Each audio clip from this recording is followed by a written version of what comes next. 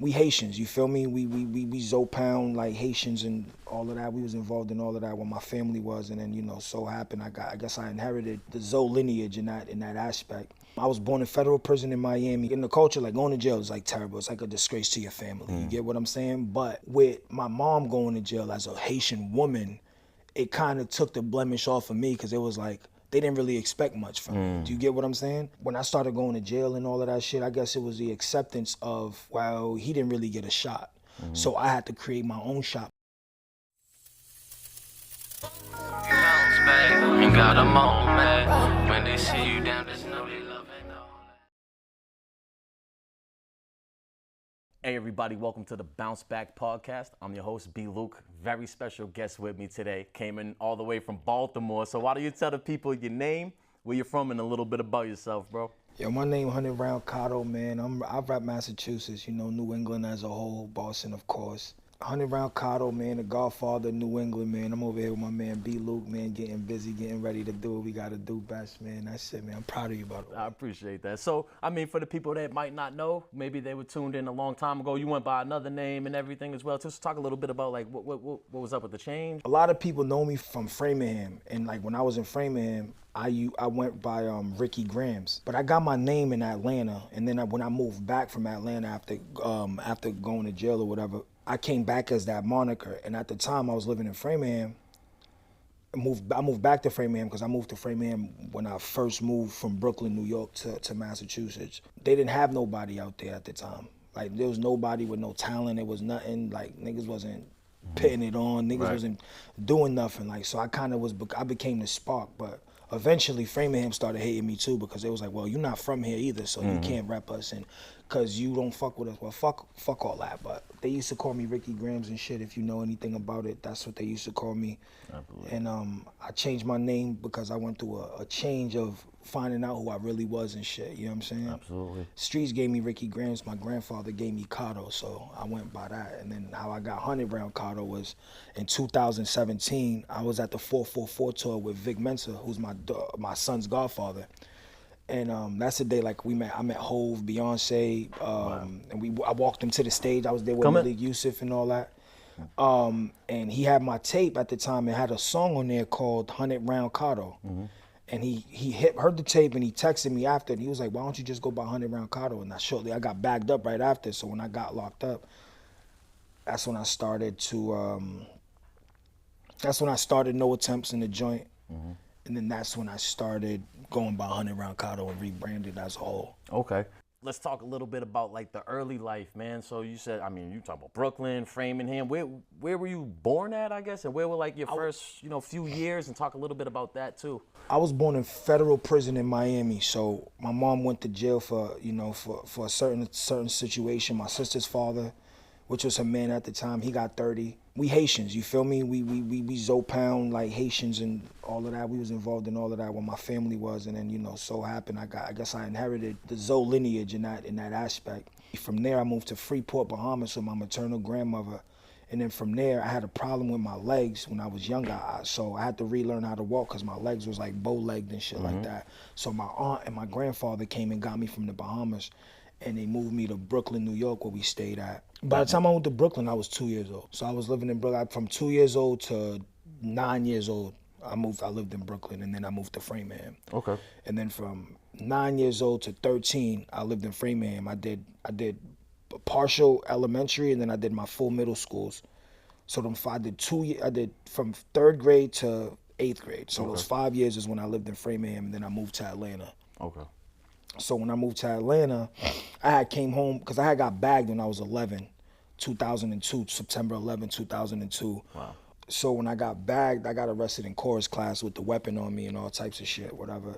After that shit, our families moved. We moved to Atlanta. So once we moved to Atlanta, I ended up catching some other shit out there, wilding out, and then a whole bunch of bullshit happened, whatever the case is. If you know, you know. Anybody who from out there was there with me during that time, they know what I went to jail for. And then I came home in 2007, and then I moved back to Massachusetts. Then. Okay.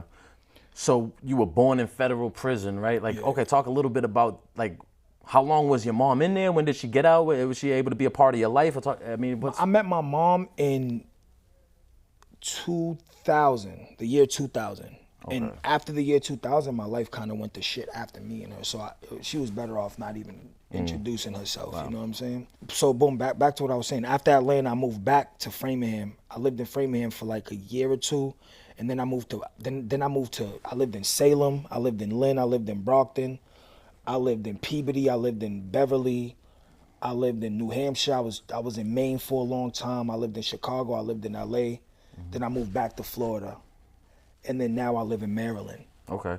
So, I mean, so you've been around the country quite a few spots, right? So is there anything about like Massachusetts itself that like differentiates itself from these other states? I guess you know what it is for Massachusetts is when I go other places, and I feel like a lot of the representation isn't really shown the right way, is that we have an amazing educational system. So even the dumbest motherfucker outsmart the smartest motherfucker elsewhere. Right. No. You know, a lot of people don't want to, showcase the fact that they got a brain in their head and shit like that. But one thing I could say about Massachusetts is the educational system and the opportunity that comes if you allow it to.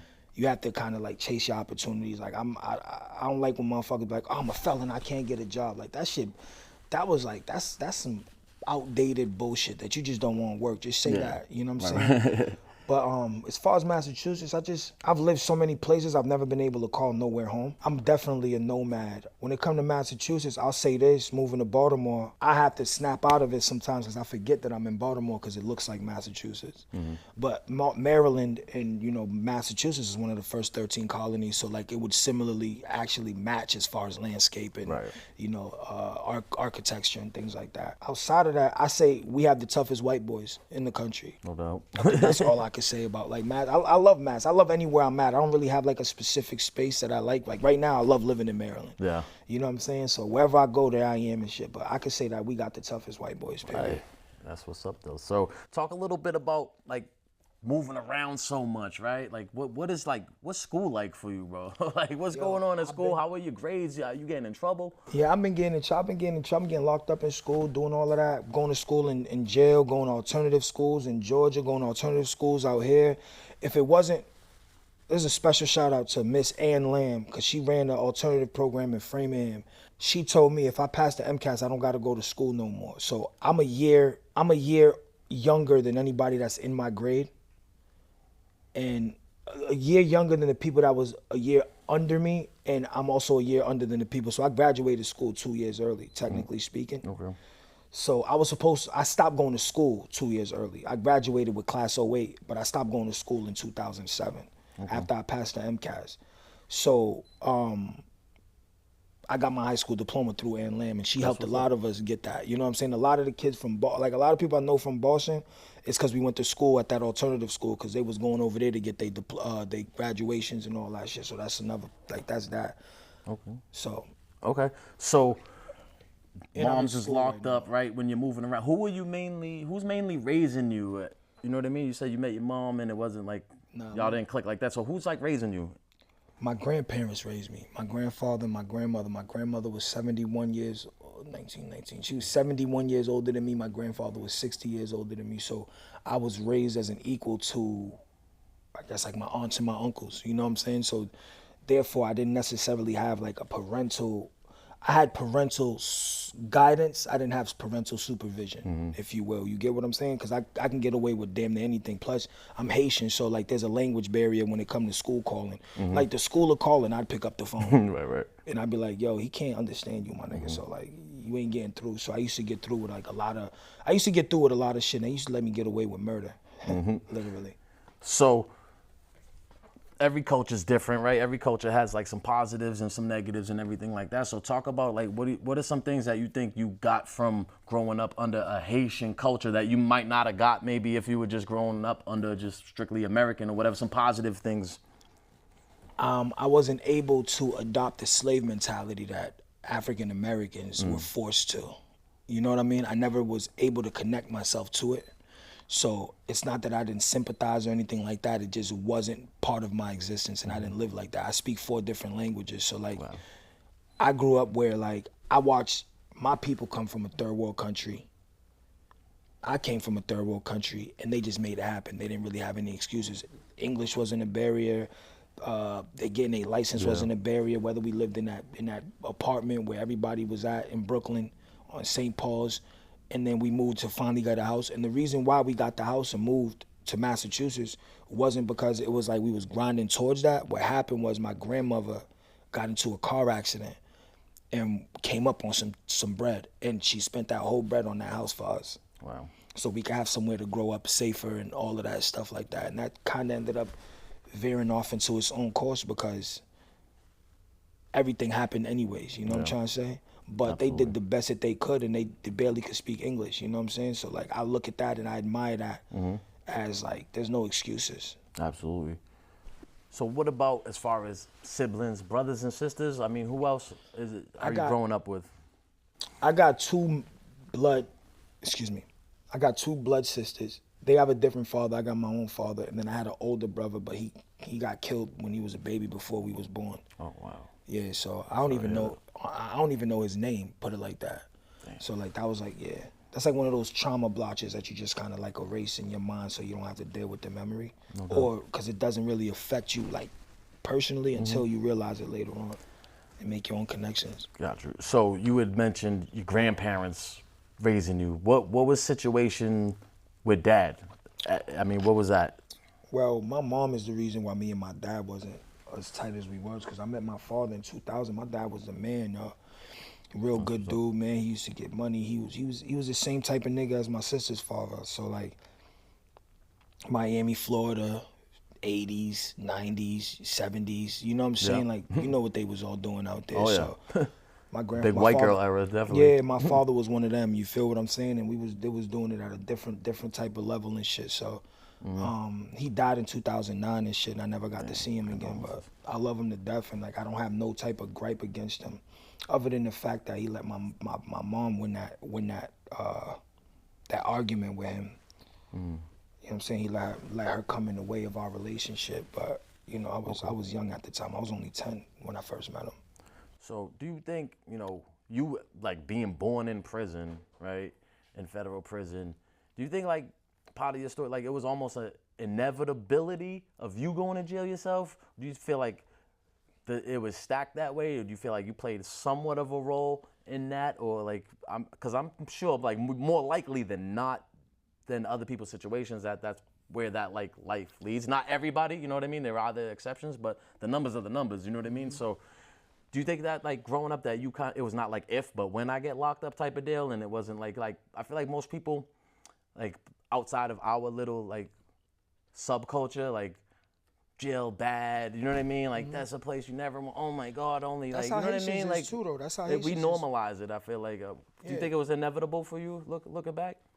It was, but it wasn't, because like so in Haitian culture, like my grandfather used to say, he's like, yo, you can go out there, do what you want, get the money how you want to get it, do whatever you want, just do me a favor, finish school and don't go to jail. I finished school, but I went to jail. So like, for like in the culture, like going to jail is like terrible. It's like a disgrace to your family. You get what I'm saying? But with my mom going to jail as a Haitian woman, it kind of took the blemish off of me, because it was like, they didn't really expect much from me. Do you get what I'm saying? When I started going to jail and all of that shit, I guess it was the acceptance of, well, he didn't really get a shot.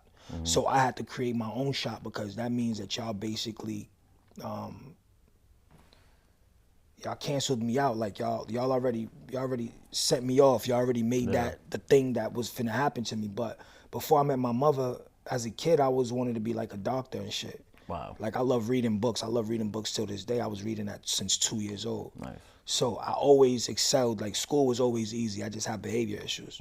I don't like authority, because it's like when you grow up with your grandparents and you get treated like an equal, ain't no way you gonna come to me tell me some shit that I know that's not true, and then I'm supposed to listen to you because I'm just in your class. We ain't doing that.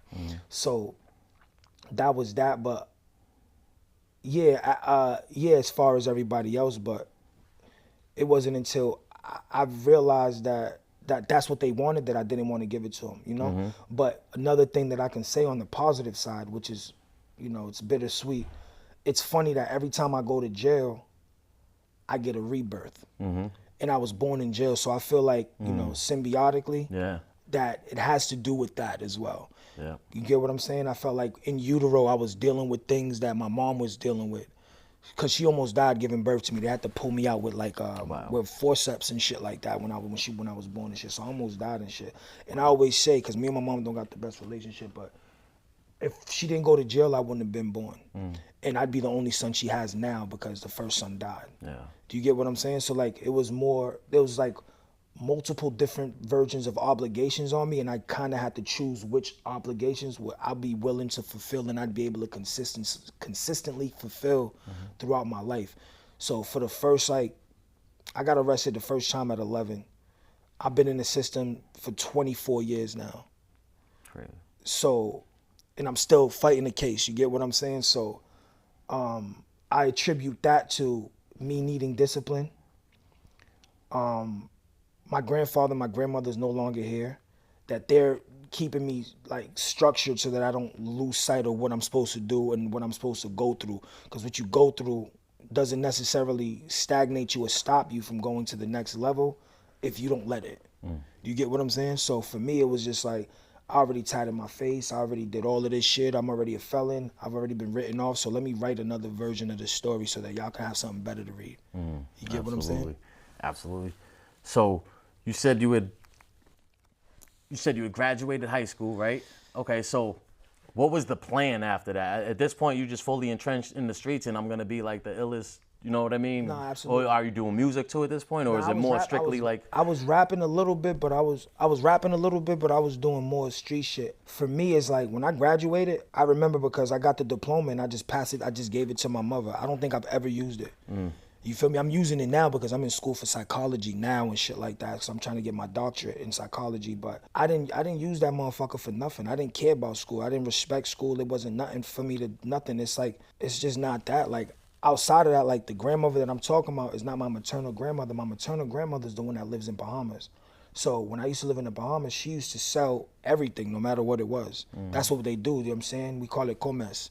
So she's the person you go to get lemons, you get some fish, you get your yams, you get whatever you want. Any agriculture, she the one who got it. And then on top of that, she's gone now, so I can speak about this.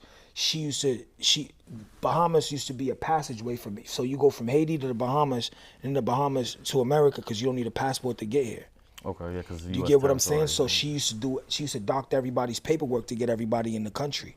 Do you get what I'm saying? So it was very much so like, I didn't grow up thinking like that's criminal until they put laws on it. That's not, to us, it's not criminal. It's just getting your money for whatever. If somebody asks you for something and you just so happen to have it, then you give it to them and they pay you your money and you keep it moving, and hopefully they come back if it's good enough. But I never grew up thinking like, other than go ahead and go get it and make it happen, and that's pretty much that. Yeah, and I mean, in America, Uncle Sam wants his cut, man. You gotta do everything legit. They want to tax it both ways. You know what I mean? They want to tax the people selling stuff. They want to tax the people buying stuff, and all of that stuff. So, about after high school, how long until you're in the streets? How long until things kind of collide, and then you end up in jail? How long after high school are you in like adult jail? And what's going on? 17. I caught a gun charge. It didn't really what's crazy is because of what I went to jail for as a juvenile, they didn't have to do much colliding. I didn't have to go, I don't got a juvenile record of stupid shit. You know what I'm saying? Not no it was an attempted, then it was a 1, and then it was guns, and then it was guns, and then it was trafficking, then it was guns, and it was high-speed chase, trafficking, guns, and then now I'm ACC 3. And I got bagged in Maine when I was out there acting up. Rest in peace, my brother murdered. I got bagged out there. They pled no contest. Beat the shit in Atlanta. Beat the shit in Framingham. I beat a couple Johns in the Superior Court. I think I beat 2 gun charges. No, I beat 2 gun charges in Superior and the trafficking in trial. You know what I'm saying? No, I got 2 dismissed and I went to trial for the trafficking. It never didn't collide. You get me? If you ask any of my friends who know me when I was 11, I had a deuce. I was one of my first friends with a gun. Wow. Do you get what I'm saying? But that's due to, like I said, before I met my mother, I was fine. But when I met my mother, I was a child of abuse, like different type of abuse. You know what I'm trying to say? Like I understand disciplining your children, but this was different. And that's what turned me into being violent. So what ended up happening is I just used to snap on people whenever I thought they was trying to play me again. So I never let that happen to me again. But it started with my mother. You get what I'm saying? Like, I grew up in Brooklyn. I had, like, fights. I did, like, you know what I'm saying? I remember one time I was in school. I found a clip in the hallway because I guess it was a shootout. And I brought the clip to school, and the nigga took the clip from me. And I was like, nigga, give me my shit back. And at the time, I can't say I knew what it was. I just thought it was cool. Right. Because it had the spring on it. And it was yours. And it was mine. I kicked that nigga right in his face in that lunch line. Okay. So I've had those altercations my whole life. And plus, I'm Haitian, so in the 90s, they used to call us Haitian booty scratchers. So we had to fight regardless of what. I'm fighting to school, from school, whatever. And mind you, I lived on St. Paul's, 68 St. Paul's, right off of Marlboro Road. So the Caton school, my grandfather could come out to the main street and look and see my school. So he could just sit there and just, this is the 90s, so we used to walk ourselves to school and back and forth and shit like that. So it was that. So, like, I don't think that it never didn't collide. I think I literally just kind of picked up where my people left off. No doubt. And I think it was kind of in my blood to do, but I feel like it was for them to see a redemption process being done, because my mom's never been able to redeem herself from what she did, because she's never been able to pick up the pieces, whereas I'm able to do that. So for me, I just feel like I'm the motivation for my family. I'm a patriarch in my family. My family's dynamic, so that they can see it's not where you start, it's where you finish. Not how you fly, it's how you land. You Absolutely. Know? So you said you had met your mom a little later. At what point do you find out about the situation where her being locked up and you being born in prison? Was that when y'all met, or did you know a little before? They used to say it a lot, like, you know, my family, like, we're Haitian, so they argue loud, and so they used to say shit, and I used to be like, what, whatever, whoopty whoops, but like, it was years that I brushed it off because I was going through my own shit, but it wasn't until 2011 when my man Victor died, King Loyalty, God rest his soul, rest in peace, Miami as well. I had got bagged after my man's funeral, and we got booked, and the bitch ass detective was like, yo, we sending this case to the feds. I was like, he's like, you want to say nothing? I said, man, fuck you. I went to sleep, whatever, cool. Fast forward the tape. A few months later, I had a federal interview. And I was like, what the fuck is this? I didn't know at the time. I was 20 years old. And first I got a letter. And then they came to see me, and then it was just talking to me, and I was like, so what the fuck? He's like, well, you can sit here and wait. You got, like, they lifted all my bails. It was like, we'll wait to see if we're gonna indict you, da-da-da, whoop-de-whoop-de-whoop. And then they're like, you just like your mother. I was like, what the fuck you say? They was like, oh, you didn't know? I went into the LexisNexis computer and I found the case on it. And I was like, oh, this is a real, like, actual thing. And it wasn't like she went to jail for, like, domestic or driving without a license. She went to jail, she was at the airport. Wow. She didn't know she was pregnant. She was 2 months pregnant. She got bagged with the work in her luggage. You get what I'm saying? And that's how that happened. So, I mean, we see it happen all the time. Actually, shout out to Stephen Pena, never not working. 36 years on a wrongful conviction. It happens all the time. You're sitting there. Well, he's home now. He's still working on getting it, like, completely dismissed, but they let him fight it from the street and stuff. But wrongful convictions, they happen all the time. People get accused of things they don't do. People go to court, they beat stuff. But still, just being on trial for something as serious as the one as a juvenile, like, tell the youth how scary that could be. You know what I mean? Or was it not scary to you? I didn't care about my life at the time, and I didn't have to go to trial. At the time, I was out there when Hurricane Katrina happened, and people don't really know, and I want to speak for my niggas in Atlanta, and like a lot of the niggas that got locked up around that time and was dealing with what they was dealing with.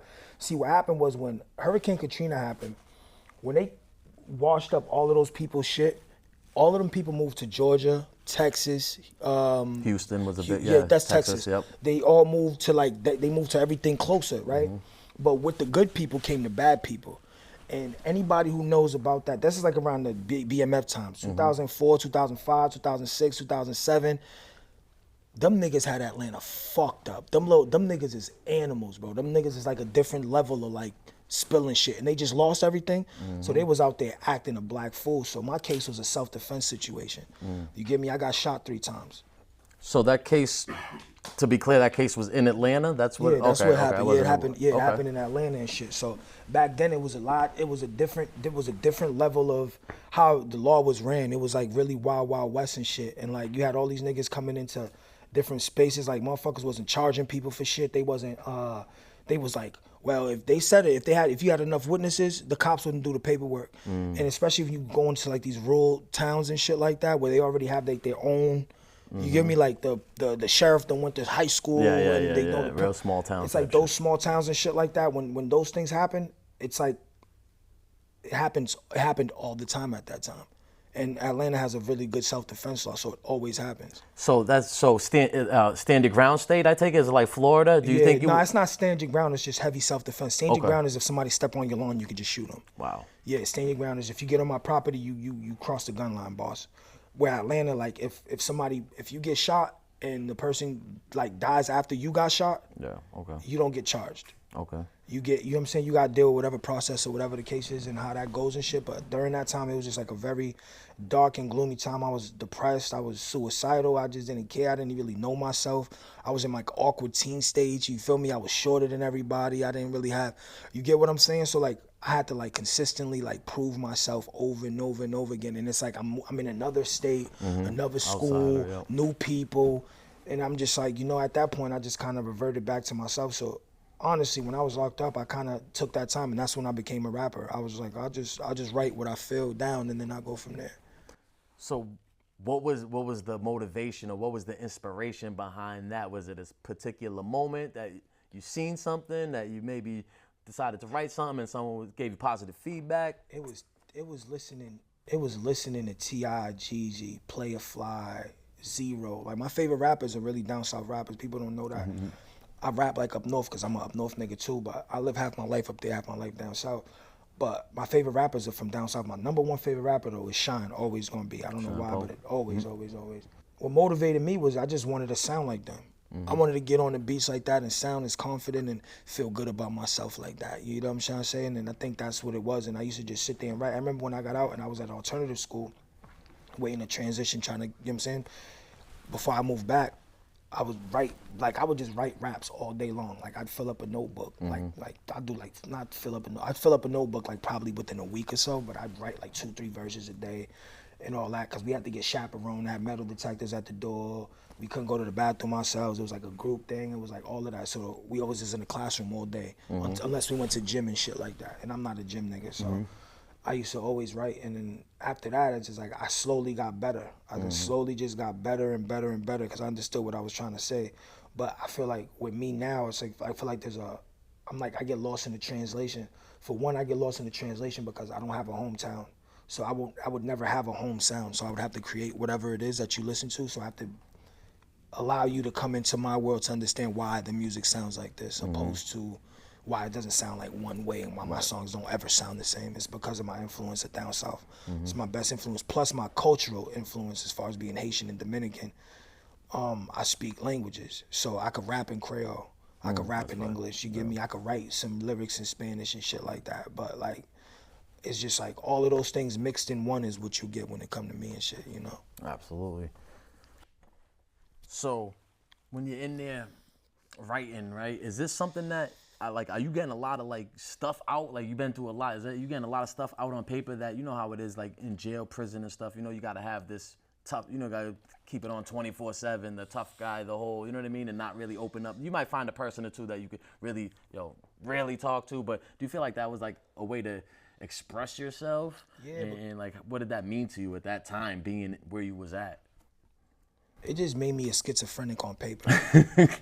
Like really, like I just get to write my thoughts down. But like, you know, as I get older, I realize that like there's a lot of the story that I haven't said. There's a lot of shit that I've kept to myself because I was waiting for that big debut that, you know, everybody want that, get rich or die trying output. And like, you know, sometimes like for me, it's like two things happen. One, I had to mourn the loss of the career that I thought I would have had. And then two, I had to develop into the man that I am in real life so that when I make the music, it all makes sense, so that I can connect everything to something else. So it has an anchor. You have to put anchors on every record and everything that I say. So now I don't even write anymore.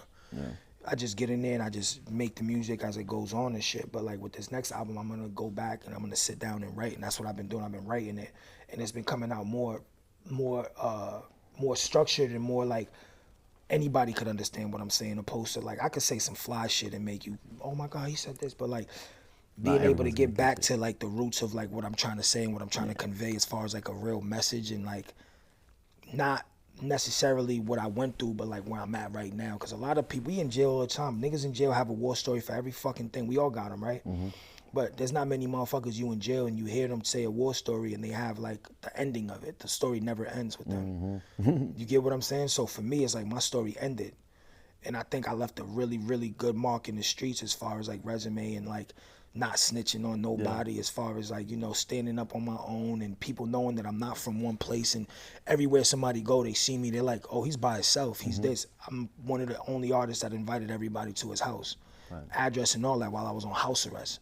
Do you get what I'm saying? So like I've set a lane and crafted myself in who I am. You get what I'm saying? Not necessarily where I'm from, because I'm from all these places and I can't rep everything other than repping myself as I represent these places all at the same time and be understood at the same time. So I'm like working on that. Absolutely, absolutely. So how long between when you get out from the juvenile thing until the feds kind of 3 years. 3 years? Okay, so talk about that experience. About eventually, what do they lock you up and hold you, and you got to fight it from jail, from lockup, or what? Yeah. So what happened was I had caught how many gun charges? I caught like I was out on bail. By the time I got back, I had a gun charge in the I had a gun charge in the state. Then I had the gun charge and drug charge in Maine.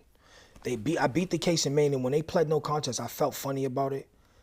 But I was like, I didn't know, you know, whatever. I'm still young, still thugging. So when I came back, I got bagged again, and that's when I got bagged at the funeral. So at that time, they're like, wait a minute, he's in this state, he got this charge already open, and he got this one, and plus he got bagged with gang members. We sending this one to the feds. They got to get him this time.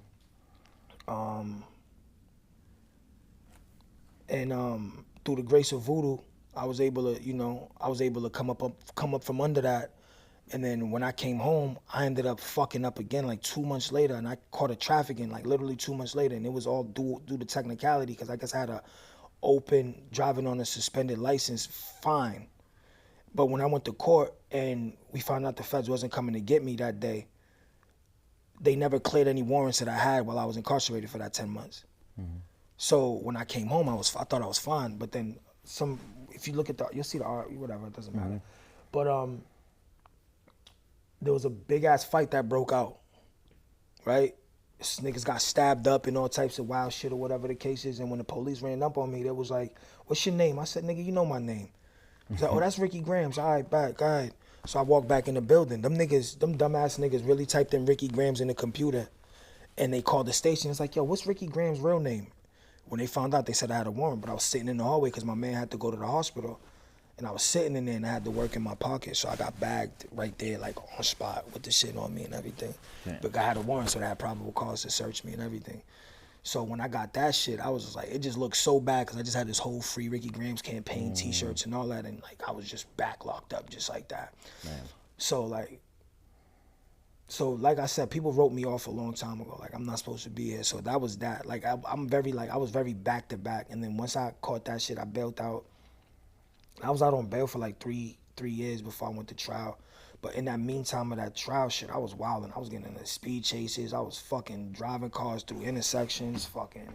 Damn. I got into a high-speed chase in Roxbury. I slammed the car right in front of the church off of Warren.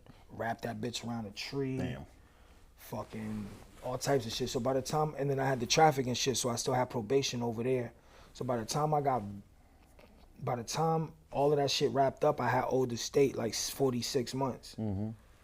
So I got back literally coming from work trying to do the right thing. Because this is like after me and my child's mother broke up. So I was super depressed. I couldn't see my daughter. It was like everything was like, my life like went upside down. Yeah. Not that it was together either, but it definitely went upside down worse than where it was at. And then I beat trial literally like a week after my daughter was born. She was in the courtroom when I got found not guilty. But after that shit, I went to jail. I was locked up again. Then I came home in 2016. I was out for like a year, a little bit of that. Then I ended up catching more cases. I caught a speed chase with some drugs, and I went to go to Framingham to go do something real quick after I got a tattoo. Something told me not to go. I went. got booked up and shit. But I ended up having more cases after that. So like I've been like really back to back. All together, I've done like 13 years behind the wall. You know what I'm saying? Let me see. Let me do the math. Not 13. 12. 12. Yeah, I did 12 Where, of that. where did you spend most of that time, that 12? I know you've been kind of all around, but where was the most consistent? All over. I don't really have like I can't say it consistent because it's like I did two here, two here, a year here, fighting for this one, fighting for that one. I did 10 months on this, and I did a year on this one, fighting this one. And then I'll bail out, then I'll catch another one, bail out. I'll catch like a 90. I just did 90 days last fucking summer for free. Yeah, I think I've been around every facility. I think I touch every facility more than anything. Just bouncing around, just finding my ways and shit. And I think that's another way. Like I know so many people. Right. Yeah. You get what I'm saying? Going through so many facilities and shit. To me, like it got to the point where everything was the same. Right. Like people used to be like, "Oh, this jail's better than this jail," and I got to the point where it didn't matter anymore. It was like I'm locked up, nigga. Like I just took a short. I just got butt ass naked for this nigga I don't know, nigga, and he didn't even ask me on a date. Like fuck this nigga. Yep. But like it's just like certain shit like that. So it's like, yeah, man, everywhere. So being all around when you're out of town, right, and people ask you about like what Massachusetts is like what do you tell them? Do you tell them? I tell them go to Roxbury. I tell them go to Roxbury. That's what I always tell them because that's like it's like a remembrance of what the prominent black community used to look like, and I want people to see that more than anything else. The other thing is like people don't realize like the crime rate of Boston and how small it really literally is. It's a small place for all that crime to be going down, and then not for nothing, this is a state where a lot of people beat a lot of shit. Motherfuckers will sit for 5. You might not see a nigga for 5 years. You think he went upstate. That nigga been sitting in county fighting. Right. And he come home. Right. So that means like our streets are littered with killers. Like, you know what I mean? I know a bunch of niggas that, no, I don't know them. That's conspiracy. But I know of a lot of people that are out here, like, you know what I'm saying, just like that, and they still ready to go. You know what I'm saying? Age don't matter. None of that shit matters. It's a mentality that's like they just fucked up. Like, as soon as you come home, if you got to go back to that crib that you grew up in, you're going to go back doing the same shit you did growing up. So it's just like the continuous cycle of that shit, but it's also seeing the black prominence within the community because, like, the same neighborhoods niggas is tearing up is the same neighborhoods. A lot of black people own properties, and they've been on them shits for a long-ass time, you know what I'm saying? And then you got the project aspect of it as well. And I just feel like they need to come to Roxbury to see the community because that's where I feel like Boston got its biggest black notoriety from. That's where Malcolm X was at. Nope. Absolutely. You know what I'm saying? And I feel like people forget those things, and I feel like when people ask or me, don't even know at all. People not from here might not even know at all. You know what I'm saying? So for me, that's why I tell them go to Roxbury. I feel like Roxbury is where you'll find everything you need to know. I feel like that's like Boston Smithsonian, and I might be wrong. You get me? Because I wasn't born and raised in Boston, but I feel like that's what I say usually. Absolutely. And then I tell them go to Dorchester, Mattapan, and all that afterwards. But like if you want to know like real history and like some shit, go to Roxbury, go to Grove Hall, and go sit around real quick. Ask some people some shit, they'll tell you. So you said, a lot of people, they might beat cases and stuff too, but I feel like too, I saw somewhere Massachusetts has a very high rate of people doing like life bids. So when they do get you, they're gonna smoke you, you know what I mean? And you being like in Atlanta with the whole self-defense thing, like just fighting the system from different places, you think like Massachusetts is a little more tougher with everything being a commonwealth, or because like when you said the self-defense, I have a dude I did time with, he was from Mississippi. His situation was dude tried to rob him. He took the gun from the dude and killed the dude, and he's fighting, a murder one. You know what I mean? When it's self-defense, he's trying to actually appeal it. He got found guilty, and it seems like if anything would be a self-defense, he was a business owner at the time and all that stuff, and you would think that would be like a case of self-defense, but it seems like in Massachusetts, it's so hard to prove. So, like, do you think it's tougher out here, the criminal justice system, or I'm sure each side has its pluses and the minuses? thing about it is, like, Atlanta's more raw with their law, and they'll smoke you. They'll give you like a 20, do 12. But like the thing about it is like the sentencing is a lot different. Whereas up here, up until they started doing mandatory parole in the 85 in a 15 days per month type shit, motherfuckers was doing a lot of their time. But the gun laws is mad strict. We have no self-defense. And then that joint venture motherfucker's a motherfucker. You know, in Maryland, they don't have a joint venture, but they don't have a self-defense either. But if I drop somebody off and he kills somebody, and I pick them up around the corner, I'm not sure if I'm 1,000% sure if I pick them up around the corner, but I know if I drop somebody off and he kills somebody, they won't come to see me at all. They won't come and bring me into the case. I won't be a co-defendant. I won't be a co-conspirator, nothing like that. So like, I mean, everywhere is different, and I just feel as though it depends on how much problems you created in that community and how like known you are. Because I caught my case in Worcester. I've never caught a case in Worcester before. I've caught a case in Worcester County. I think I caught a case in like, I don't know, Milford. So that's Worcester County.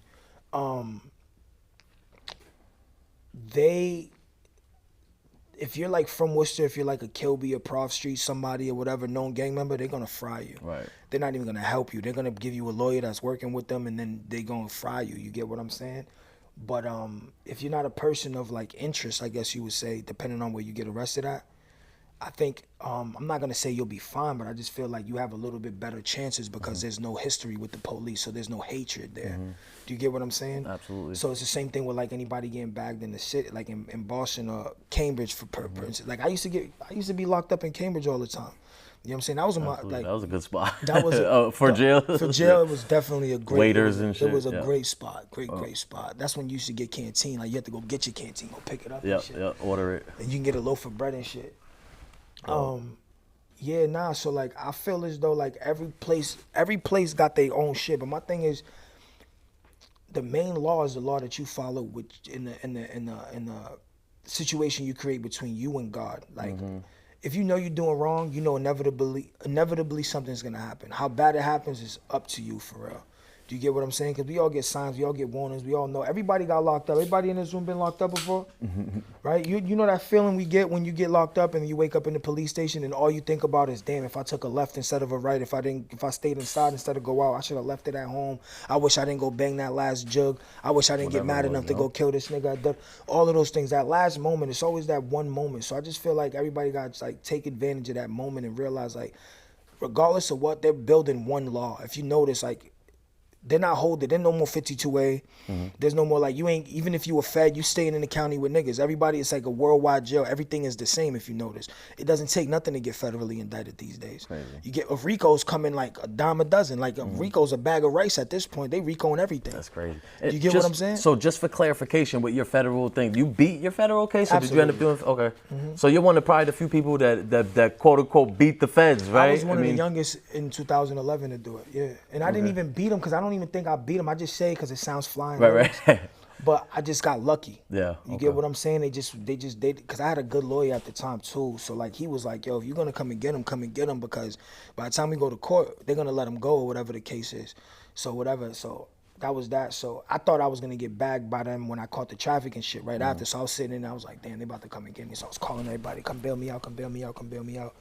And I bailed out and shit and they didn't, but I don't know. I just don't like I don't like the feeling of being watched. You know, you do so much stupid shit and shit like that. It all accumulates to something. You know what I'm saying? For sure. If it don't come out in the wash, it'll come out in the dry. You ain't lying about that. So doing, all the time you got on the inside, like what's your overall take or view on the system in general? You've been in different states. So like what's your overall view on it? Is it a fair system or is it unfair or a little bit of both?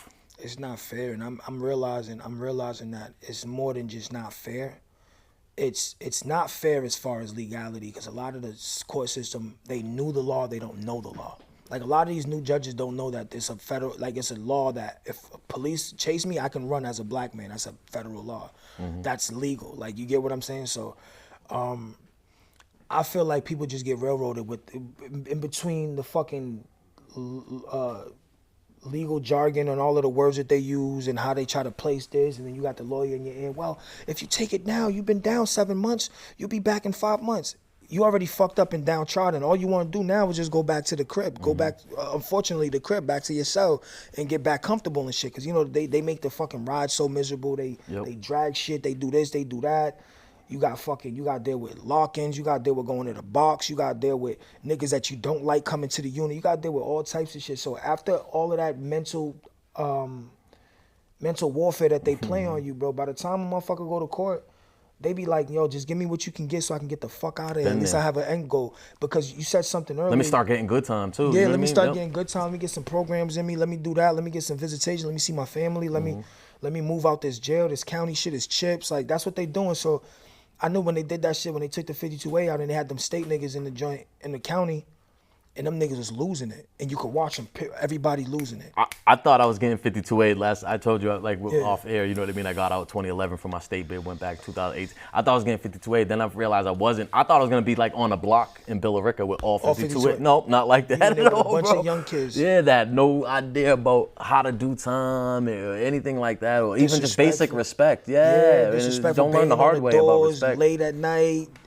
It's crazy. Fucking cutting niggas in the microwave, like doing dumb shit. Like what? Absolutely, man. So I mean, doing all the time that you did, you know, you got a lot of, you know, be it Hollywood or the music industry or whatever it may be, you know, glorification about, you know, jail and prison, and you know, it's one thing to, you know, I feel like make it through that and get on the other side of it unscathed, reputation intact, and not really fold or anything like that, but I don't think it should be glorified. So I like to ask, like, what's the worst part about being locked up in your opinion? Yo, being locked up, the worst part about being locked up is just being locked up. It's just, as soon as they put them cuffs on you, you automatically lose your sense of being a human. You're damn near hogtied. You get me? You get thrown on this van with a bunch of people, whether it's hot or not. You get thrown in this cell. You told to wait. Oh, it'll be 30 minutes. You be in there 6 hours. Like, your life is no longer in your control. Worst part of jail is just losing control of yourself and then just having that space where you can lose the man that you are. I've seen a lot of people do it. I remember I watched a documentary, and this is like back in the day when they used to do the lockup documentaries, and this dude said, if you lock a man up for 10 years, you might as well keep him. You get what I'm saying? A man do 10 years straight, he's not the same person anymore. So it's like that. So it's like, you know, and then it's like the lack of help that you get while you're incarcerated. Yeah. You don't really necessarily get the help to not come back. They give you everything you need to come back. You get what I'm saying? Absolutely. So it's like, it's just a fucked up system, and it's like, I've been in this motherfucker for 24 years, and I'm sick and tired. I'm drained. I get depressed sometimes. I get, you know what I'm saying? I got a son now I'm watching. I had my daughter when I beat trial. Like, it's just like, all of those things, and it's like I'm going to court for my daughter, I'm going to court for myself, I gotta go to court to get married, I gotta go to court to fucking get an HOA permit, I gotta do all types of, it's like the court system, so it's like a consistent, like once they get their claws in you, you'll never get out of that shit. Yeah, absolutely. And I see right now too, the court-appointed lawyers or whatever, I think they're on strike right now. I know someone who was supposed to have court actually today, and they just pretty much gave them, they were gonna dismiss it, looked at it a little bit, but like, we gotta give you a lawyer, come back in a month or whatever. They pretty much gave him another court date because they can't give him a lawyer because the court-appointed lawyers are on strike for what, I don't know, probably the overload of cases and all that stuff, right? You know how it is. They get 20 cases, they're not probably getting paid enough. You got any experience with the court-appointed lawyers versus a paid lawyer, and what's that experience like, and what are the differences in your opinion? Court-appointed lawyer work with the DA. They go to lunch. I remember one time I went to it was Easter, and I went to the Prudential. And I was in there, the group, I was the only black person at the table, it was 4 of us. And I'm sitting there at the Prudential, I'm minding my business, it's Easter, and I look to the right. This is when I was fighting my trafficking case. I looked to the right, and the DA and the lawyers was sitting there having dinner at the Prudential. That's an expensive dinner. Y'all are friends. You get what I'm saying? That's an expensive dinner to have with a coworker. You get what I'm saying? This is Prudential on Easter, so like, there's not like, oh, you just order a tray. You pay for the day. Charge it to the office, probably. You get but I'm saying that it was there, and this is Easter Sunday though. Wow. So they all over there with the same bum ass suits they was wearing in court, over there, and I was just like, oh, this is the game and shit. And I just had that recently with one of my lawyers and shit. Like, I had to tell him about himself because I was like, yo, bro, like, you're not. I was like, yo, you're fired. Like, and that's with a paid lawyer. I had the problem with a paid lawyer because they were so cool with the DA. They're like, whatever.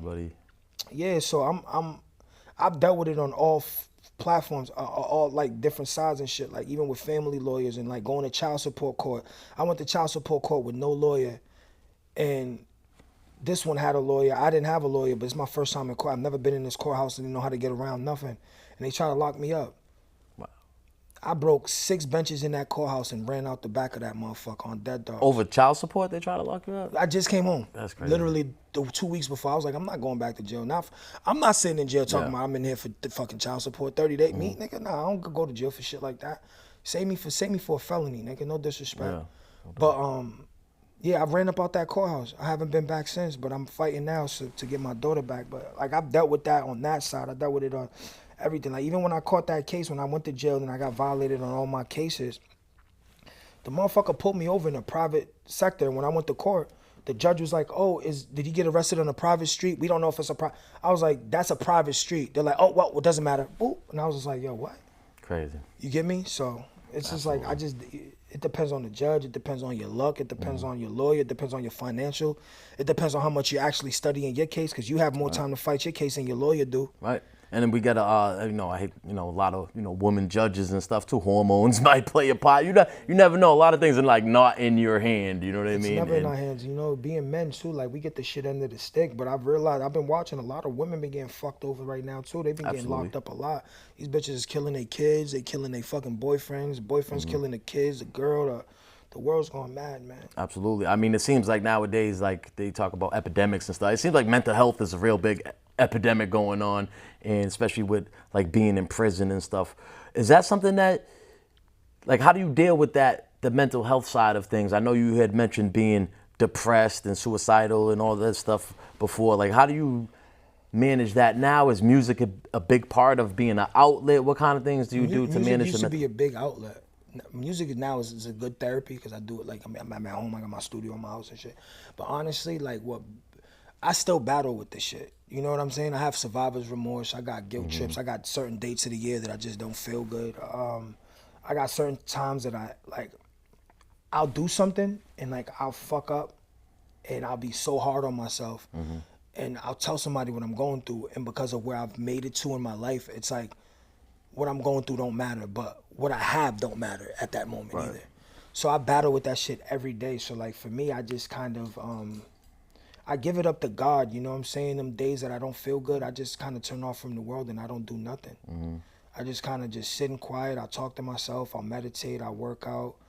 I'll go make some music or something like that, or I'll just go chill with my son. My son is like my biggest, like, he brought me so much joy, and like it's like an unlimited amount of it. You know what I'm saying? Like I could go look at him while he's sleeping and be happy if I'm upset. Yeah. You know what I'm saying? So like, I guess for me, it's like between my son, my family, honestly, like my household. I mean, like my household. I love being home. I'm home all the time. I don't really go out. I don't go to clubs. I don't do none of that shit. I don't be at concerts. I don't do none of that shit. That shit's nothing for me. Like it's not conducive to what I'm working on, because I didn't leave the streets to jump back in the streets. Exactly. You know what I'm saying? And that's what the rap industry is. It's the streets, and people want to make it seem like it's not.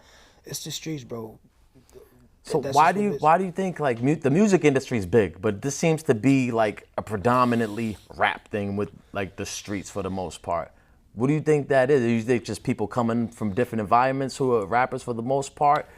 What do you think plays a part of that? Like you don't see a lot of country artists getting locked up for RICO. You know what I mean? Like, nah, they get locked up for freakos. Like Diddy freakos. Yeah, my thing Holly is, weirdos. my thing is just like, you know what it is with us is like, you can't see an arrogant black man. A lot of people don't like seeing an arrogant black man, big old jewels on, comfortable, fucking Lamborghini, whatever, whoop-de-whoop. That shit breeds hate. Doesn't matter who you are. You don't know who hates you. You don't know how much you're actually pissing these people off. Right. And most of these cops, like at your age and my age, like we went to school with these motherfuckers, so they got to see it all. So they got the game from the inside, and now they bringing it over there. You know what I'm trying to say? So it's like, it's really no help, bro. Like as soon as you heard the word hip hop police, like 10, 15, 20 years ago, went by my Tupac death and shit like that. The hip hop police is a real thing. That's not the hip hop police. They made it. They kind of like, they made it sound soft. It's the feds. Yeah.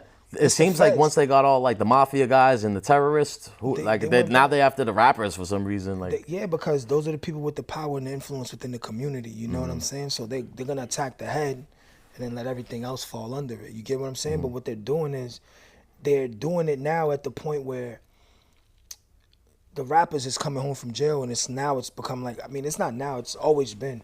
It's just more on the front line because of social media. But we have this. This fascination with niggas going to jail and niggas ruining their lives. Like, people will root for a nigga and be mad that he didn't kill nobody, but when he killed somebody and died, they want to rest in peace. But you led to his demise. You supported him. You was a fan of his demise, not his success. You was a fan of his demise. That's really what it is. Y'all get happy when you see a nigga go back to his hood and give money out to the same people that never could have helped him anyways, right? But then that same person died, nobody else go back to go do that again. You get what I'm saying? So they do that shit to put this image of you gotta go to jail to be that nigga. Right. I was in the Fed, I was in the state, I was in the county, I was there, I was doing this. And yeah, you was and all that shit, but like there's a lot more to niggas than just that. You know what I'm saying? Because you got the people that never did that could possibly have a positive influence or a better influence or give people another outlook on shit. Like a motherfucker like La Russell. Like, he's amazing. I'm not aware of who that is. Well, you got to get familiar with him because he's doing something that people are not doing. And I just feel like, we glorify jail because it's the struggle. It's the part of the slave mentality. Same way we justify being a slave. We justify our past trauma as to why we have trauma now, but it's like, what about the good things? Right. You didn't attribute George Washington Carver when you went outside to do a drill. You didn't. You know what I'm saying? You didn't think about Angela Davis when it was time to go fight the police. You didn't think about Malcolm X when it was time to go against something that you thought was right and it wasn't. Like these are the things. So people are very choosy on what they like. That's for sure. Do you get what I'm saying? Like motherfuckers have some candy before they drink some water. Yeah. Have a soda before they drink some water. Yeah. You get what I'm saying? Yeah. Smoke a blunt before they eat. Yeah. So it's just like that's what's being pushed on us. So that's what they think is right, and people are just continuously perpetuating this image and whatever the case is, and it's just leading to our demise. Like I could tell you a few rappers right now that I know is about to go back to jail on another RICO. If they didn't get you the first time, they're gonna get you now. But it's like you can't tell everybody that. Don't nobody want to hear that shit. Yeah. For real, motherfuckers don't want to hear that shit. They want you to ball. They want you to have whatever the fuck. They want everything. They don't put the weight of going to jail for real the way it's supposed to, because the same way these young niggas is going to jail, the old niggas is coming home on the pills and coming home with $10, $15 million. They getting paid for their pain, the compensation for your pain. And I'm not saying the money is gonna be worth what you went through, but I'm gonna tell you right now, a lot of these motherfuckers going to jail for 15, 20 years and they coming home with nothing. Yeah. And they're guilty. Yep. You know what I'm saying? And it's just like, I don't know. It's just, I don't got the answers. I just got a perspective. No, I'm just asking their opinion and everything as well, just what your take is on things. So during the time that you did, man, like talk about, that's a lot of time to self-reflect, right? Like what are some things you learned about yourself while incarcerated and during that self-reflection period? I'm a narcissist. I'm a liar. I was a cheater. I was broke. I wasn't happy with myself. I was insecure. And I had to change. I had to make a change that was so drastic that I wouldn't even believe it when I looked in the mirror. I had to find another level of faith. I had to unlock another level of my brain. And I had to stop making excuses for why. And I started becoming the why. Yeah. Like basically, why you can't do that if he did? Why you can't do that if he did it? Why you can't do this if he? And I just try to change the narrative and just try to work towards being a better person for myself. Somebody that I could look in the mirror and feel like he's worth something better than what the fuck I subjected myself to. Whether it was my fault or not, I just took full blame for everything because it's my life. Because whenever you have a good thing happen in your life and a bad thing happen in your life, the only thing that's common, consistent is you. You're there for both of them. Right. Yeah. So you're the problem. Right. Or the solution. Right.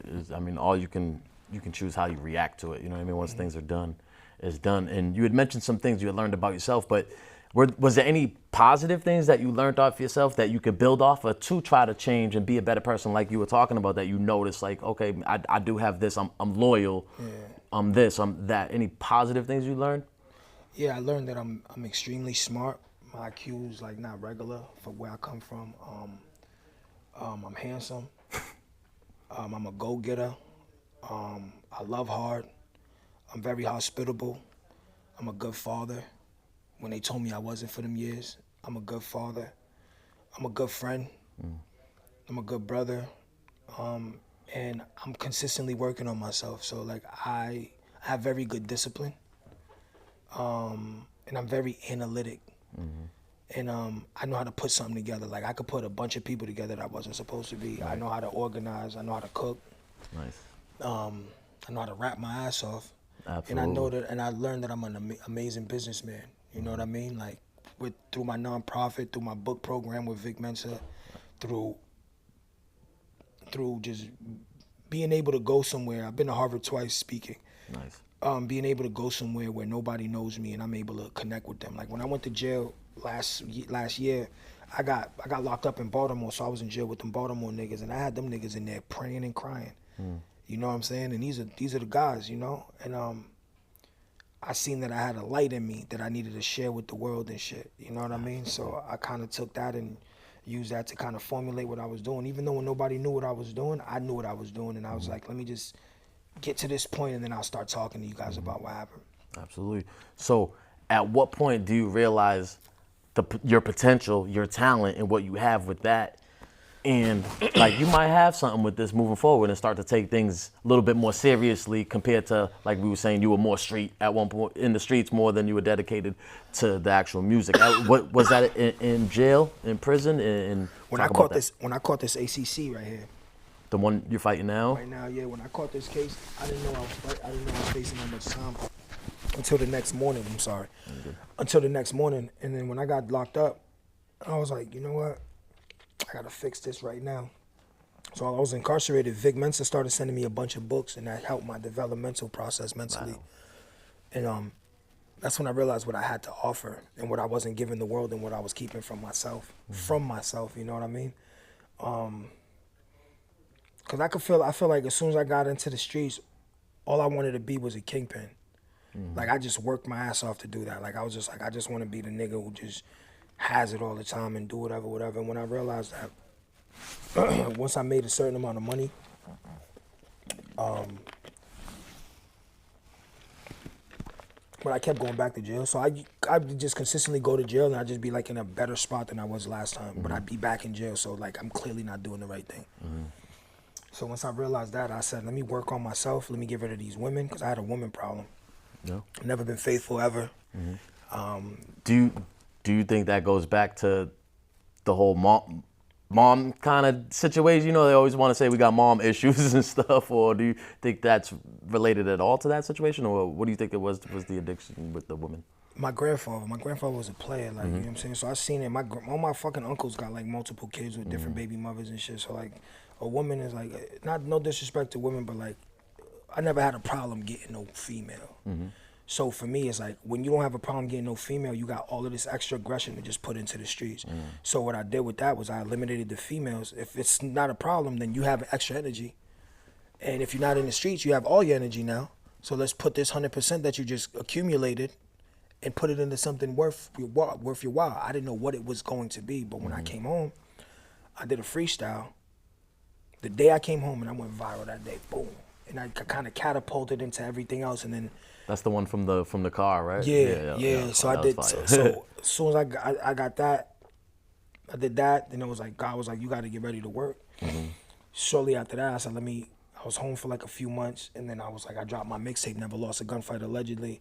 The week after, I got a publicist, and then the publicist was telling me, he's like, why don't you do this, and she just started kind of putting me where I needed to be when I was on the news in Chicago, when me and Chilla was on the news in what was NBC Boston, right?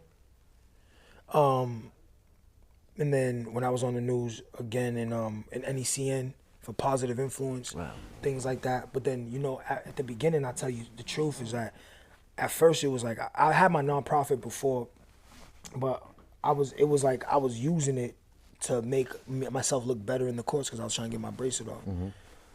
But what God said, he's like, we ain't taking this bracelet off until you actually change. He still got it on me, so I'm still changing. So basically, it was that point of my life. I was like, oh, I can't do this no more. Like, you know, like you crack an age of innocence where you can't be oblivious to things anymore because you know you're doing them and you have control of them now. Yeah. And I had to realize how much control I actually had and how much influence I had on the people that was around me and who was just watching me inadvertently and was like, oh, I want to do that. I was like, let me give them something better to do, you know what I'm saying? And something better to look at and something better to research. Opposed to, oh, go look at his criminal record. Oh, he's really like that. That shit gets played out. Nobody gives a fuck. Yeah, there's a bunch of people that are really like Everybody's that. Nobody, like, you know what I mean? Like, where are they, though? They don't really show me how creative you could be. Show me, like, your intelligence. Those are things that should be impressive to people and glorified a family man. Like, let's glorify that, bro. You know what I mean? So, but, like, what's been your favorite moment? You just mentioned a bunch. What's been your favorite moment or highlight with the music? Do you have a favorite moment that stands out? My favorite moment is right now, honestly. That's a good answer. I'm the number 10. I was the number 10 album of the country. I went to number 10 to number 11th, and I jumped to 101 And then I was off the charts, but I was on the charts for a week straight. I was number 1. I was number 10 in the world actually on the iTunes chart. So I think that was dope, and it was just a mixtape, so I didn't expect for it to happen like that. That's so I cool. mean, I think that was that. I feel like right now I'm in like the best shape of my life. You get what I'm saying? I get to move around, do what I gotta do. I got the discipline, I got the understanding, I got a family to make it home to every night. And plus the music, I feel like it's better than it's ever been. You know, my pen is sharp, my thoughts is clear. Absolutely. You know. So, do you have like so that's like your favorite moment. Do you have like a favorite part of the music, whether it's sitting by yourself, maybe quiet, writing, getting in the studio, or getting on the stage? What's your favorite part about doing the music in general, besides, you know, you're getting the accolades that you well deserve, but is there any favorite part about the actual process leading up to the you know, end result? It's the studio for me. Like my niggas know I love the studio because I don't rap every day. I'm not the nigga that's in the studio. I'm in my studio because it's in my house and it's like also my office. But I don't rap every day. But when I do rap, I always make it a thing. When I be ready to have like a session or like I'm in that mode, I don't just be selfishly just doing shit. I'll be like, I'll call niggas. I'll be like, yo, bro, we about to do a big ass session. It's time to work. I got a bunch of beats. I got a bunch of music. Everybody bring their shit. Let's do it. Everybody know 12, 16 hours, that's a studio session.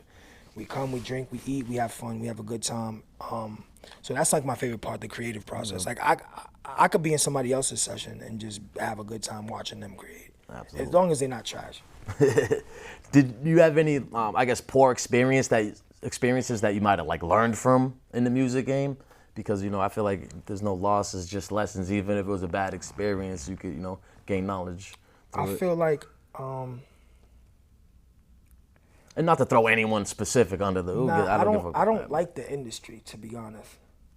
I don't like being in the industry. I don't like. I feel you, bro. When I meet people in public, I don't tell them I rap. That's like that's the last thing I told my wife. I'm the same way. I'm Bobby to most people until they realize. I do. That's me. Like I don't like. I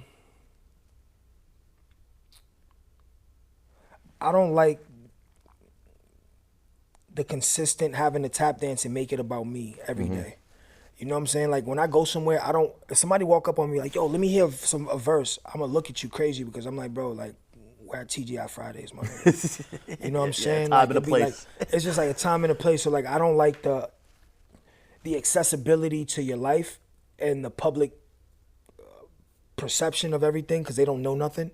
They just know what you show them or whatever the case is. I don't like that. I don't like the fuck shit. I don't like the fake shit. I don't like the narratives that they push. I don't like the way they build you up to break you down. It's really a dangerous game. Like I said, I didn't leave the streets to jump back in the streets. Right. So for me, like right now, like I'm like kind of teeter-tottering. Like I don't want to meet anybody. I don't want to meet no famous rappers. I don't want to do songs with nobody. And it's not because I don't respect their art or their craft or anything. I just don't want nothing to do with their circles. Because all it takes is one picture. Next thing you know, you in somebody's RICO or somebody's in federal indictment and all. And these niggas is getting bagged up at a rapid rate. And it's not just the music now. It's fucking the Facebook lives. It's the Instagram lives. It's the fucking clip farming. It's the blogs. It's the fucking self-incriminating interviews. It's all of that shit. Like the game that we used to know is not that. And plus the rappers that we used to think was a certain way got their money and now they're telling us what it really was. So it's like it leaves you in a space of uncertainty of what happened. So the one that's doing everything ends up dying or going to jail for the rest of his life. And the nigga that doesn't gets to kind of teeter-totter around that motherfucker and get to a place where he's safe enough to be like, oh, I wouldn't do that if I was you. But you just told all of these niggas to do it. Yeah. You get what I'm saying? And you never had to experience that. So that's what I don't like about it. I just don't like I don't know how to explain it. It's just trash. It's the aura. What are you looking forward to, like moving forward as far as the music? I'm gonna keep it tall with you. I look forward to watching everybody else win. Like I want to see my nigga Side Street Copper on a big stage. I want to see my nigga My Wave go crazy. I want to see Wave Capone go crazy. I want to see Don Deezy go crazy. I want to see Easy Guapo go crazy. I want to see my nigga Lazy Coca go crazy. I want to see somebody else's success within the music. You know what I'm saying? Because I found success outside of it. So for me, I feel like I'm not necessarily a shoe-in, and I'm like one of them people that don't like being in the way of somebody else's success and shit. But I want to see that. I want to see the next rising of who's going to be next, and I want to see them fucking like get what they want. Whatever they seen for their dream, I want that to happen. Not what I see or, oh, well, if you go, nah, I want to see somebody else's dreams come true. what I'm saying? Because I love seeing that shit. Absolutely. And we're in a different era right now too, with the whole internet and the music and everything. So like, what's your overall take on the music as far as how it relates to the internet? Like now I feel like, you know, there's positives and negatives. For positive, for one, I feel like if you know, you're consistent enough and you keep putting in the work, you might get seen where before you might not have, with the whole, you know, the industry being what it was, MTV, BTV, each one, and pretty much that's about it. You know what I mean? But now anyone, like, what's your overall take on the music pertaining to the internet? It's not all about music no more. It doesn't really matter. Yeah, that's true. Music don't matter no more. That's why a lot of these like rappers are doing podcasts and getting big deals over there and all of that. I mean, when was the last time 50 Cent really put out some music, but people still follow what he's doing? You know what I mean? you put on the Get Rich or Die Trying show, he's going. Oh yeah. And we go like people. That's the thing about it. And I think it's like, you know, you got to realize when your time is up. You got to kind of allow yourself to transition into the next space. And that's what I was trying to tell you about me mourning the loss of the career that I thought I should have. Mm-hmm. The Doctor. Yeah, no, not the Doctor, because I'm about to be a doctor. Oh, okay. The career that I was supposed to have is Ricky Graham's. Like okay, copy. I was supposed to blow up. Glad back you clarified, because I thought you meant something else. Nope. Nah, I'm about to be a doctor. That's my next phase in my life. That's what's up. But it's the knowing when to leave, knowing when it's not your time anymore, knowing that you no longer have the skill to relate. Sometimes it's not necessarily your pen, it's just your ability to relate. You know what I'm saying? Like with an Uncle Murder, right? He'll drop a wrap up and that's his like number one. That's it, pretty much too. Yeah, you don't got to do anything else, but he's getting his money everywhere else. The thing about it is I just don't want nobody to think that you going to sit there and rap 100 fucking songs and just because somebody else, it worked for somebody else, it's going to work for you. Because you might do this shit for 10, 15 years. Like for me, I tell people all the time, like if I had a steel job in the union for the last 20 years that I was trying to chase the streets and rap, right, I'd have been at 34 years old right now, right? And I would have been able to fund my own career and do everything that I'm doing right now with my job. Without the strain, a headache, a pain, or nothing, but the music wouldn't be the same though. Yeah, that's true. Do you get what I'm saying? So it's like, it's just don't get caught up in what you see and look at your life and be happy for what you have and shit. Because a lot of these motherfuckers don't got a house, they don't got a car, they don't got nowhere to go when they leave an interview. They be needing rides, they can't see their kids, they can't, they wear the same outfits for 5 years in the same videos, same blocks, same niggas, same people, same circumstances, same bitches, same problems. You get me? Like, it just gets to that point. Like, I waited 10 years to have another child because I knew I had a problem in the beginning. So I'm like, let me fix what I did wrong there so I don't do it again. So now I'm married with a child. Okay. That's a different set of circumstances than when I was at before. You feel me? Oh, let me go on these streets and wild out. This time I didn't. It was a situation where it wasn't even my problem.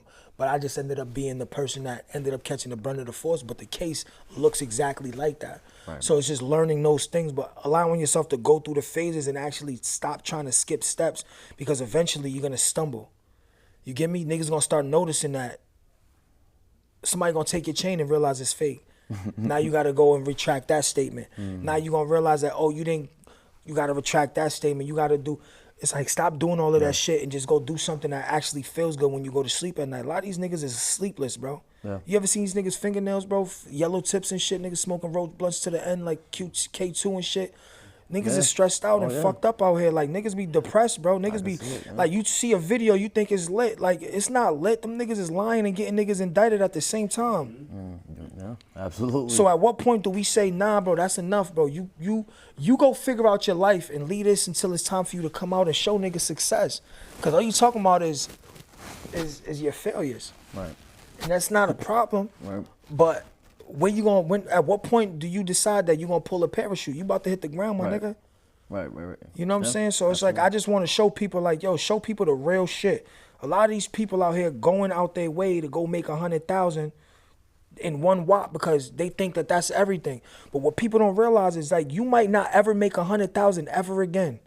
That might be the only time you ever made $100,000, and that was God testing you. And you blew the blessing, and now you going back trying to chase everybody else and rebuild the bridges that you burnt because you got that 100,000.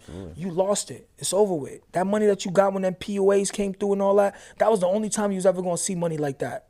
and you fucking squandered it, and now you got to live within that. Sometimes we make a decision that lasts a lifetime, and we have to realize that. Same thing with jail and everything. How many people you heard that made a mistake 30 seconds in? Can't come back from some of 30 them. seconds turn into the rest of their life. And they fucking regretting it, and they ain't even like that. Yeah. You in jail with them, you're like, you the nigga that killed that nigga for real? Right. They make the news will make you look like a monster. That's what people forget. And your boy screaming free you, they're glorifying. That dude would probably take it back in a second if he could, man. Bro. You get what I'm they saying? sitting there have to deal with what they did, man. And that's what I'm trying to say. Like, it's like, at what point do we start talking about the reality and like making it cool though? I feel like, a lot of this shit too, it's like, it's some level of being cool and being on it and being right. But like, there's no like middle ground with that. Like, it's either you're gonna be all the way this or all the way that. Cause we're basically fighting each other. You know what I'm saying? Cause I fight myself. I fight Ricky Grams and Kado every day because he still act like a certain way. Cause when I get in my mind, you get me? So when I get into that mind, I wanna do that shit. But with my bracelet, I can't. But with my son and my children, that's gonna become my bracelet once this comes off. Right. So my household is what I go back to every time when I think about it. So I don't mind being on my bracelet because it's keeping my discipline together. It's making sure everybody sees like, oh, that nigga's still on the right path. Yep. Like he's working, he's doing it. And then one day I'm gonna be like, oh yeah, nigga, y'all niggas ain't know I've been off the bracelet for 2 months. I'm like, what? And you still work? Yeah, nigga, I'm still doing what I gotta do because God giving me the game plan because I begged and I cried for it. So when he give it to you, treat it like he gave it to you. Treat your first like your last and your last like your first, and you're gonna be all right. But these motherfuckers don't have nothing at all in the beginning and they end up with nothing at the end. Yeah, that's how it is. And they're still showcasing that they have nothing, but they're subliminally blocking it with other people's clothes, other people's chains, other people's cars. Yep, you're feeding that to your subconscious. You're feeding that shit to yourself. Them videos don't be for the fans. That's why the fans ain't relating. They be for the nigga in the video. Yeah. That's the only time they get a piece of self-gratification is when they see themselves in the video looking like something, because when the camera come off, nigga can't afford a haircut. Crazy. So, I mean, I feel like we're out here, Mass, New England. We got a lot of people working hard. We got a lot of talent out here. Do you think now is the time? Like, what's your take on the New England, or is it an East Coast? I mean, how do you see it? I mean, I see some people trying to say it's a Mass thing, Boston thing. I feel like maybe New England might be a way to go. I mean, what's your opinion on all of that? Should we try to stay East Coast, or should we try to separate ourselves? I'm gonna keep it tall with you, right? And this is the purpose reason why I rep New England and New England as a whole, because there's niggas in Boston that need to rep Boston. Right. But there's niggas in Roxbury that need to tell Roxbury's story. There's niggas in Dorchester that need to tell Dorchester's story. There's Mattapan niggas that need to tell Mattapan's story. Yep. And I feel like you can't put that all in one. Because like I said this before, don't nobody run Boston. It's impossible. You can't run Boston. You can't run anywhere. It doesn't work like that. Michelle Wu runs Boston right now. You know what I'm saying? People but you think they can't are. run it. But my thing is, I feel like there's so many different individuals that need to tell a different side of the story, because people don't realize, like, when you come from Boston, or like when you be in the city and you be around niggas, each of these places that I'm talking about, they have a different accent, and niggas don't even notice that. Yeah. Do you get what I'm trying to say? No, absolutely. Like, I know when a nigga's gonna rob me because he talk like this with his mouth on there. I'm like, oh, this nigga's a grimy Roxbury. Okay. See, I don't know if I could break it down like that, but I can definitely hear like a Rhode Island compared to like a Boston, or even Fall River is kind of like a hybrid. You can hear the different accents, and not even just the accents, just the way people dress. You see how people respect New York and their boroughs, and they keep them shit separate? They need to start doing that with Boston, because everybody's not the same. Well, I mean, to kind of talk about that. I mean, Brooklyn alone is like 2.5 million people. Boston as a whole city doesn't even have 1 million yet. So the numbers are a little different too. So I don't know if we could do the regional. I don't think that the market is big enough for the regional thing. That's why I think we kind of need to come together. I feel that, but that's not what I'm saying. I'm saying is that everybody has their own stories, and they're not gonna be the same. Right. So you can't ask a nigga from Dorchester about a nigga from Roxbury all of the time, unless they was either locked up or had beef or something like that. There's two different stories and two different sides of the world that you wasn't there for. And then we talking age groups as well. Like, my niggas right now, in my age group, they're not gonna have the same stories as the niggas 10 years younger than us from the same area. So it's like, there's a consistent story that gotta be told. And I feel like the representation of what Boston sounds like, or what Boston should be, or whatever the case is, I think they should just let it be what it's going to be. Because if this area is influenced by this other place, ask them why, opposed to canceling them out. Right. I feel like there need to be more in-depth situations, and they need to stop doing like these generalized situations where you bring one person from this place, but he don't get along with nobody else, but nobody else knows that. And the cameraman don't know that because he's an Anglo from somewhere else, Right. and he don't know the politics. Right. But he has one person that's tough enough to intimidate him to make him believe that this is all he needs to post. But there's other people that you need to meet, and then not for nothing, there's another part of it where a lot of people don't want to say what's really happening because we would be forced to incriminate everybody, and that's where the RICOs come. A lot of people is actually enjoying their freedom and being free. A lot of motherfuckers are so caught up in not being who they actually are that when the camera come on, this is my shot. Let me be that nigga right now, and let me get as many niggas indicted as possible, and hopefully I'll be the ringleader. And then hopefully I can come home on a personal, and maybe I beat my case, and then everybody look at me like I'm the big dog. You get what I'm saying? So it's like it's a jaded perception of what Boston is because everybody has a different reason as to why they want to rep Boston. Some people just want to rep their project. Some people want to rep the streets. Some niggas actually want to rep for Boston. Some people can go around and do songs with everybody. Some people will never be able to do that. So it's like, show everything. Don't just show one side. Show the other side as well. Because the same way we got the problem within the black community out here, as far as rap music or whatever, we have the same problem with the white community in the North Shore, because there's some tough ass motherfuckers, and they got some shit up there too. So what do we ain't talking about Lynn, we ain't talking about Salem, we ain't talking about, you get what I'm saying, all of them over there, but then we go further like north, and we go to like northeast, and we talking Lawrence, Lowell, you know what I'm saying, we ain't talking about them either. Right. Yep. Then we got the Cambodians out here, we ain't talking about them neither. Do you get what I'm saying? So it's like there's so many different parts of Mass, and I think that's why when you had Doggo up here and he was talking, the reason why people clicked, they thought they was gonna get a gang member from California, and they didn't. Yeah, free beast, bro. You get what I'm saying? Free you, dog. You know what I'm saying? But like, they didn't get that. But that's the different parts of every little aspect and every nooks and crannies of shit. If you're gonna do the homework, do the homework. Sift through and actually get the people, because there's no such thing as running this city. Because before you say you run the city, the feds are bag niggas before they can say that. Yeah, that's fair. You gotta remember, this is a mob city. So who really runs the city? There's mad stories about people that ran a city at a certain time. Right. And people don't remember, like, when you going through a reign and like you running shit for a minute, it's only for a little bit. It's never for, it's always like 6 months, a year, 2 years. It's always a little bit of time, but the world done happened in that moment of time, and those shit's gotta be showcased. There's so much different aspects. There's so many people that done died. There's so many fucking stories. There's so many, it's like, but who am I to tell everybody's story? Right. Yeah. You know what I'm saying? Absolutely. But it's up to the masses to actually be put in one place to where everybody could watch what Boston was and what it's become and what it is now. Yeah. And that's gonna take years, and I don't think people realize that. And I think that comes with the instant gratification of, oh, it's me, I'm the rapper now.